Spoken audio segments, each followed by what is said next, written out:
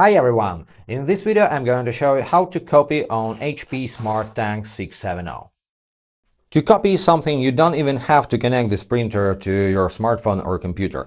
You just need to place the document on the scanner glass. To do this correctly, you need to put the side you wish to scan facing down, like this, and make sure the top left corner of your document is aligned with the top left corner of the scanning surface. You have like shaded corner over here, so you need to align corners like this and fit edges snugly to the borders of the scanning surface. Then close the lid. And make sure the copy buttons are glowing solid. The green button is for color copying, the white button is for black and white copying. If the buttons are off, just do like this.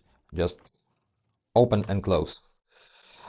So press the button, color or black and white, as many times, as many copies you need. Or you can just press and hold the button and increase the number of copies.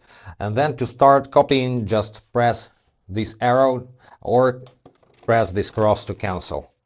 And if your printer is connected to Wi-Fi, you can also make copies from HP Smart application using your smartphone camera. To do this, find this copy tile, tap on that, and you can manually take pictures of your documents, fitting them into this frame, or switch to auto mode and hold your phone still, and the document is scanned automatically. Now you can scan more documents.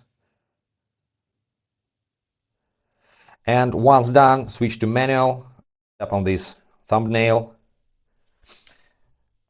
check your copies, and tap on start black or tap on start color. Also, you can resize document and adjust number of copies up to 99 pieces.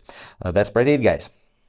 If this video was helpful, consider to subscribe to our channel, hit the like button to support us. Any questions, comment below, and see you in the next videos. Be awesome. Bye, guys.